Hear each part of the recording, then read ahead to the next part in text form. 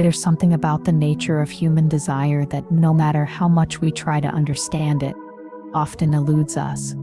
We think we have it all figured out.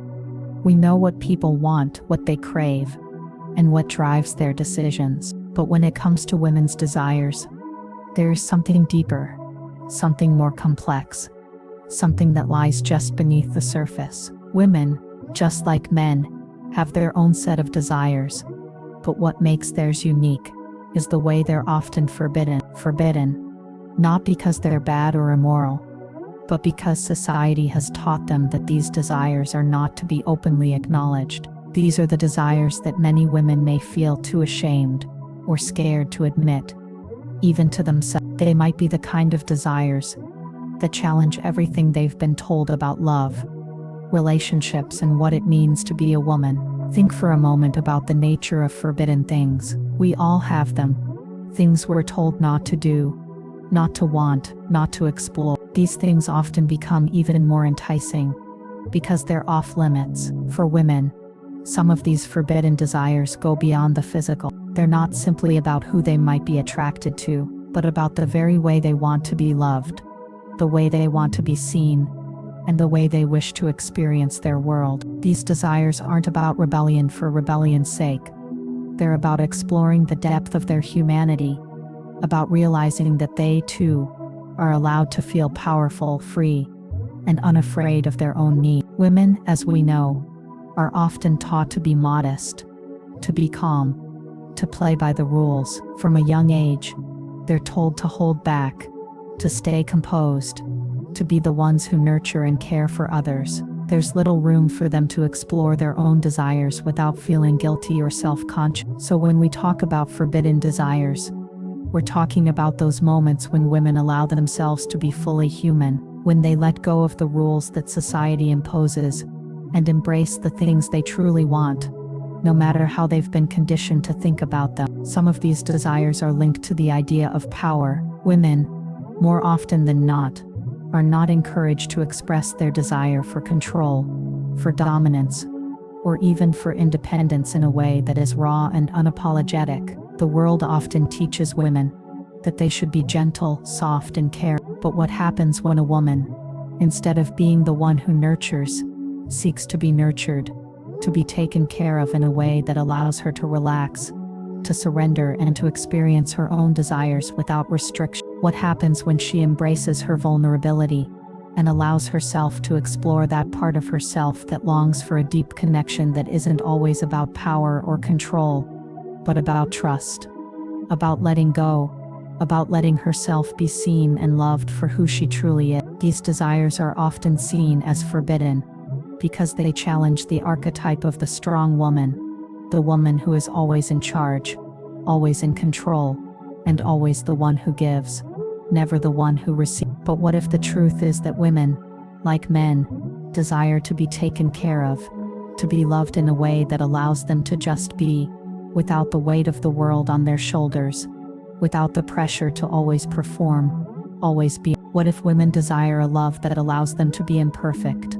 to fall apart, and to not always have to be the ones holding everything together? These desires challenge what we've been told about women's strength, but they also reveal something much deeper, a craving for authentic connection, for real, raw love that isn't about expectations or roles, but about being fully seen and accepted for who they are. A love that frees them from their own internal restrictions, that lets them give in to the wildness of their own desires. And then, there's the desire for something more intense, something that stirs the soul and challenges what we believe about love and intimacy. Many women, in their hearts, crave a love that is all-consuming, that sweeps them off their feet and takes them to places they never thought they would go. This kind of love is often portrayed in movies and books as passionate, reckless, and transformative, but in real life it is often seen as dangerous, as something to be avoided. Women are told to be careful with their hearts, not to fall too deeply,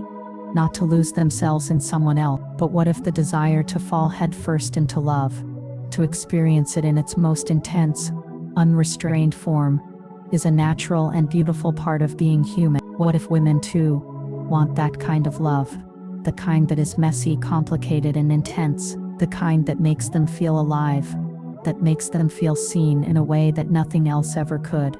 These forbidden desires go beyond physical attraction. They are about the way women long to be loved and the kind of emotional connection they yearn for. They want to feel desired not just for their beauty, but for the very essence of who they are.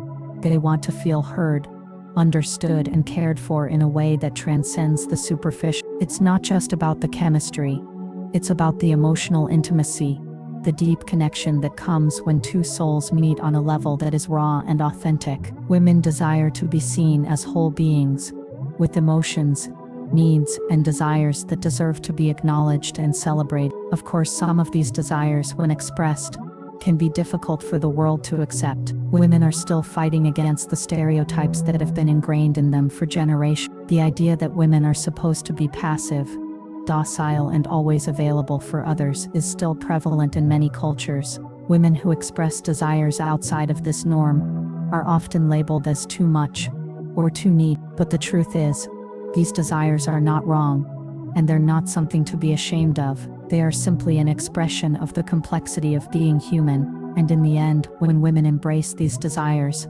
they become more fully themselves. They find a deeper connection with their own desires, with their own sense of self-worth, and with the kind of love they deserve. Women's forbidden desires aren't just about emotional connections, nor are they confined to the realm of intimacy. They extend into every facet of their lives, from the way they pursue their careers, to the way they present themselves in the world. Forbidden desires are often linked to the very idea of ambition, something that for centuries has been a domain reserved for men. Women have been conditioned to play small, to not aspire too high, to not take up too much space. There's an unspoken rule that women who desire success in the traditional sense are somehow less feminine, less nurturing, or even too harsh. They're told that ambition is a male trait, something that comes at the cost of their personal lives or relationship. But for many women, there is a desire that burns deep within them, a desire to break free from these constraints,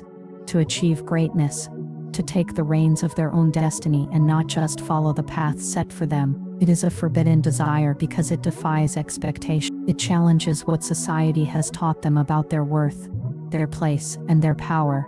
These women long to be leaders, to rise in the ranks, to take up the space they deserve without being told that they need to apologize for it. They want to be recognized for their intellect, for their hard work, and for their drive. Yet these desires are often buried under layers of guilt and self-doubt because society whispers that women should be humble, that they should serve others, and that their ambition should never come at the cost of their femininity. What is so powerful about this forbidden desire is that it is not just about the material or external rewards that come with success. It's about the internal freedom, the empowerment that comes from claiming one's own worth. When a woman allows herself to fully embrace her ambition, when she takes ownership of her dreams, she is giving herself permission to be her true, unfiltered self. It's not about fitting into a mold that the world has created for her, but about creating her own. She is no longer bound by the limitations others place on her.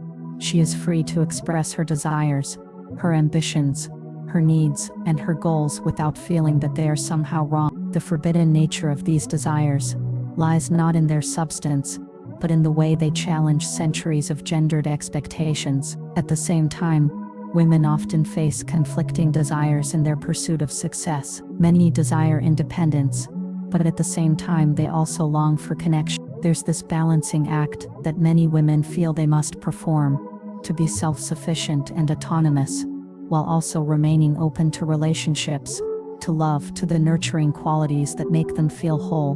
But what if both can exist in harmony? What if women could embrace their independence without feeling that they must sacrifice their capacity to love deeply? There's a certain forbidden quality to this desire because it goes against the narrative that women must choose one over the other, the powerful independent woman or the nurturing loving partner. What if a woman could be both, fully embracing all aspects of her identity without the fear of judgment? When women come to terms with these desires, they break free from the shackles of societal conditioning. They no longer need to apologize for wanting both success and love. They understand that these desires are not mutually exclusive, but rather they complement each other in profound ways.